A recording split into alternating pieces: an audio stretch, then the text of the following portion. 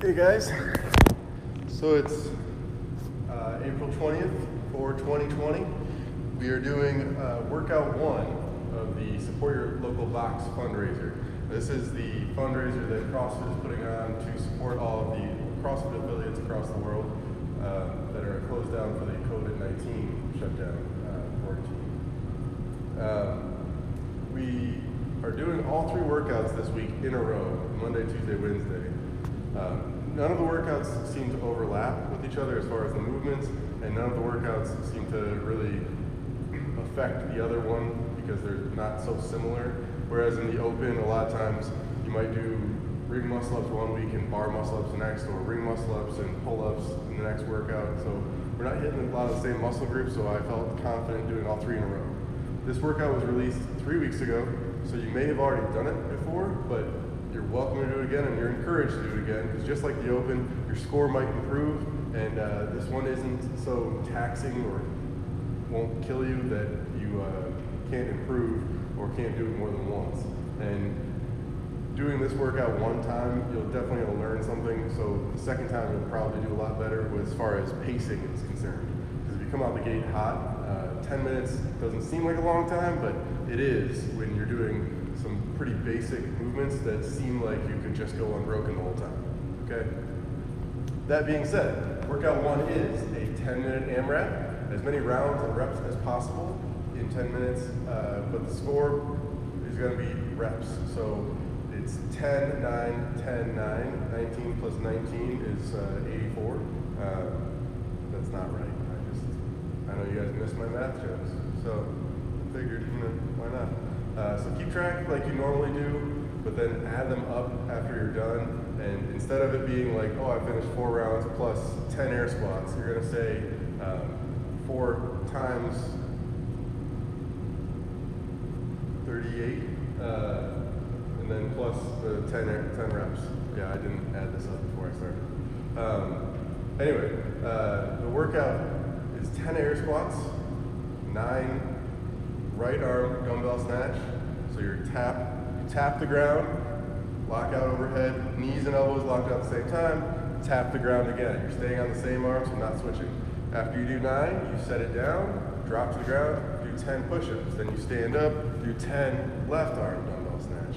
It's not gonna be a big deal if you screw up which arm it is, but you do have to stay on the same arm for all 9. You can break this up, like stop and restart however you want. So you could do, I could do 5 snatches, set it down, just like a normal CrossFit workout, and pick it back up and go. It's an AMRAP, so just try to go at your own pace.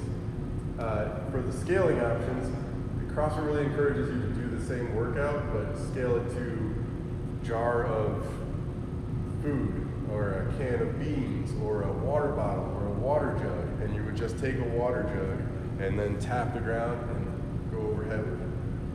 Yeah, it's not going to be 50 pounds if you're a guy, but it would still be a very similar stimulus, and honestly, you're not going to get super worn out from the snatches. It's going to be the push-ups and the air squats. But anyway, air squats. Make sure that your hip crease is getting below your knee, and then as you stand up, you're standing all the way up, not this. So a couple of the air squats last week, we saw this. Locking out your knees doesn't mean that you're standing up all the way. That doesn't count. That would be a no rep. You have to get your shoulders behind your hips. The dumbbell snatch.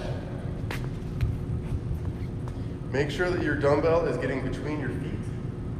So, looking at me from the side, you can't really see my dumbbell. I like to do it with the vertical handle, whereas some people like it the other way. Either way is fine. Make sure that the dumbbell stays close to you as you travel, and make sure that the elbow stays close, regardless of if you're doing it the horizontal or the vertical way or the horizontal way. Make sure that your elbow goes up.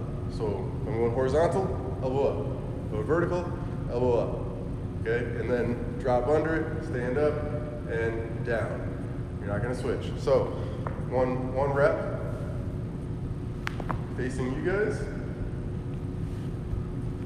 Tap. Notice as I bring it down, I'm dropping the elbow and then turning it.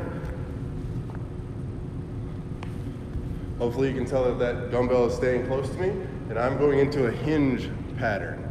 I'm not squatting. If you squat, you see how my knee went forward? If you squat, your back is going to start to feel this.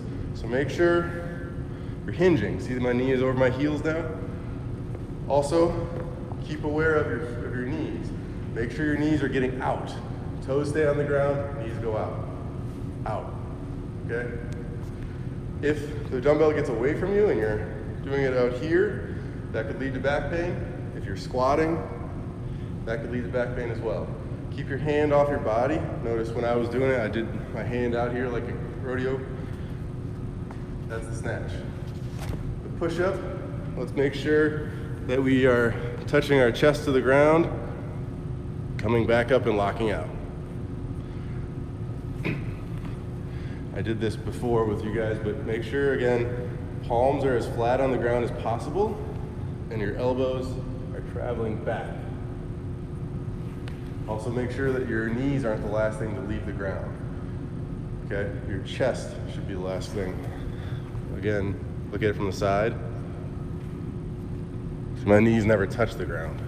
That's why my chest is the last thing to leave the ground. Then I'm gonna stand up, go back to the snatch. Make sure that your arm extends at the bottom. Lat engages, my chest is out, okay? I'm not doing this. When you get tired, that's gonna happen. You're gonna start rolling, you're gonna feel you're trapped tomorrow. Don't do that, okay? If you have any questions, ask them on the comments below.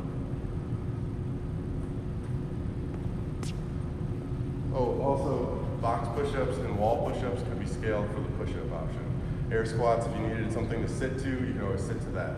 Sit to a box, sit to a ball.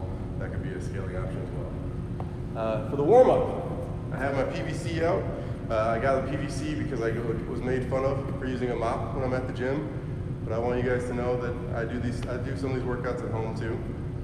And I have to use a broom. So, you know, although I know it's fun to make fun of me. It's not like I dress up like Mr. Rogers or anything. The first thing in the warm-up is the perfect stretch. We're gonna do 3 perfect stretch each side. So, again, step out, lock your knee, hand down, left foot is forward, so left elbow goes to the ground, left hand goes up. That's 1 on my left. I'm gonna lock out, touch the ground. Right foot is forward, so right elbow goes down, right hand goes up. Do 3 of those each side, okay? 5, downward dog to cobra. So butt up in the air, I'm putting weight in my heels, really feeling my hamstring, my calves, and then cobra.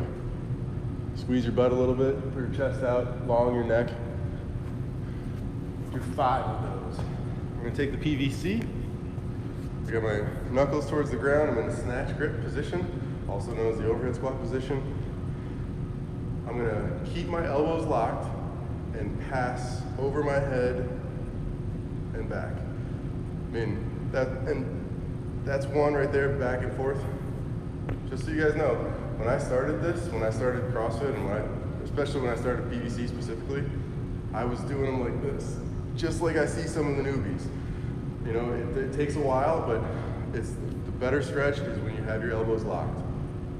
It took me a long time to be able to do this. It took me a long time to be able to do a lot of this stuff. Reverse pass-throughs. Take your hands off of it, put the PVC behind you, and now palms are facing the camera. We're in the anatomical position. I'm gonna keep my elbows locked. I'm doing this exact same thing. This time it's easier if you start with a shrug and then over. The best part of this is right here where I really feel my wrists. So pause for a second, but that's 1, 2, okay? The over-under stretch, we're gonna put right hand up, left hand down. The PVC has to be shoulder height for this to be maximum effectiveness. Go as wide as you can while still keeping your elbows locked as you twist. So if I go a little bit wider, see how my elbows have to unlock? So I want to be right about there. That's perfect. I feel a stretch right through here. And I'm only going the 1 way. Right over left, 5 times. Then I'm going to switch, go left over right, 5 times. Okay? The next stretch is the PVC lunge. I like to put my hand on top of the PVC, take a step back. My right hand is on top of the PVC, so I'm going to step with my left. That way I feel this and this. 1, 2, do 5 on each side. Okay, 5 and then 5. Then we're going to do the PVC front rack stretch. So hold the PVC like you're holding a sword or a baseball bat, but swords are cooler. Lightsaber, if you will. I'm going to go behind my body. So notice that the PVC is now right here at my bicep. I'm going to pull the PVC across my body. Notice how close the PVC is to me. It's not out here or anything like that. It's pulling on my wrist and my elbow. It'll give me a good stretch through the back. Hold that for 20 seconds. Then let's do a wrist stretch. So I'm going to take my hands and I'm just going to lean back into my butt. You can relax it and then do it again. That's fine. All right, from there, let's take the PVC and do a PVC or a barbell or dumbbell warm-up. So if you don't have a PVC or a broom or a mop, then grab the dumbbell you plan on using or the weight you plan on using. Let's do 5 good mornings, which is a hinge pattern. Notice my chest stays long, my shins stay perpendicular from the front, my knees stay apart, I'm not caving, okay? It's always good to film yourself, like even these videos kind of help me. Back squat. As you're doing the back squat, warm up your ankles, so drive your knees towards your toes. Keep your heels on the ground. It's absolutely okay with your knees if you drive them towards your toes. So you're tracking your toes, that's what that means, drive them in the same direction as your big toe. But if your heels leave the ground, then you're putting your knees at risk. So drive your knees towards your toes and sit back. When I start this, I'll usually start like, that's how my warm-up goes. But by the end of it, I can really drop and push my knees forward, okay? 5 back squat, then 5 elbow rotations. Since it's a light bar, I'm just gonna use the back rack position. You can use the front rack position as well.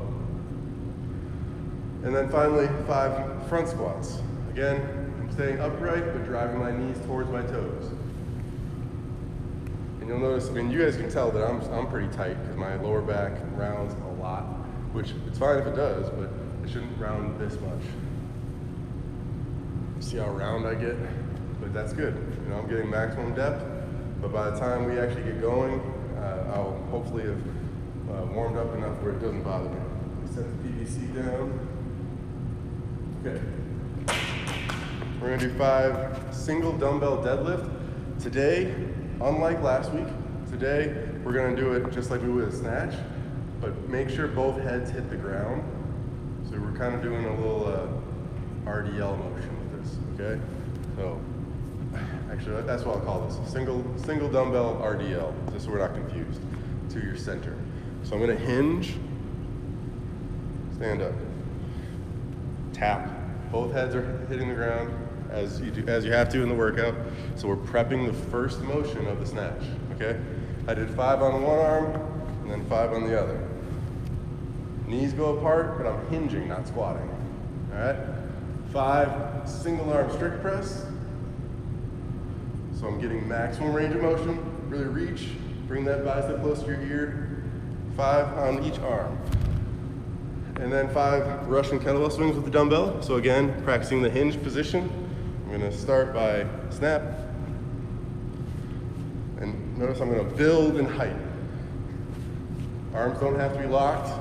The whole point of this is to warm up your hips and your active hinge. So make sure you're actually hinging and popping those hips, okay? Good, we did 3 rounds of that. Again, the 5 single dumbbell deadlift on each leg, or each arm, then single arm strict press each arm, then 5 Russian kettlebell swings. Again, that's gonna warm me up. 2 rounds. We're gonna do 6 dumbbell snatch, that's 3 on each arm. So I'm gonna do 1, 2, 3, then I'll do my left arm. I'm we're gonna do 10 air squats. Hopefully you can already tell, I'm starting to loosen up. Look at those knees going forward. I'm getting looser. 2 rounds, and then 5 push-ups, okay? So 3 rounds of single dumbbell deadlift, 5 single arm strict press, and 5 Russian kettlebell swings. Then 2 rounds of 3 dumbbell snatch on the right, 3 dumbbell snatch on the left, 10 air squats, 5 push-ups. That's our warm-up. All right. As far as accessory work, let me scroll down a little bit. As far as accessory work, we are doing deadlift as our strength with 4 touch and go reps. The touch and go reps should be hinged. I would prefer if you had clean grip, which means overhand grip. This is just like you would clean, that's what that means. The whole point of the touch and go is to practice staying braced. So I'm at the bottom, right? Set up perfectly, lats are engaged. 1, 2. If your touch and go are, you didn't brace and hold that brace. So the whole point of touch and go is to practice the brace. So that's what we're working on. 4 rounds of 3 to 5 strict pull-ups, or if you want to go advanced, it would be strict chest to bar. Then a 15-foot handstand walk. I chose 15 feet because I'm assuming most of you guys are in your garage or basement, and that's probably as much as you can do without hitting something. So if you have more room, go longer. I would say 50 feet if it was in this room. Then a 30-second FLR, which is a front leaning rest. Notice the toes here. That's the front leaning rest. All right, and then cardio clubs also tomorrow, which is run, row, and bike options. The bike option is written for the assault bike, but you could always do the row as a bike erg or ski erg if you have one of those at home. All right, great guys. Can't wait to see you in Zoom.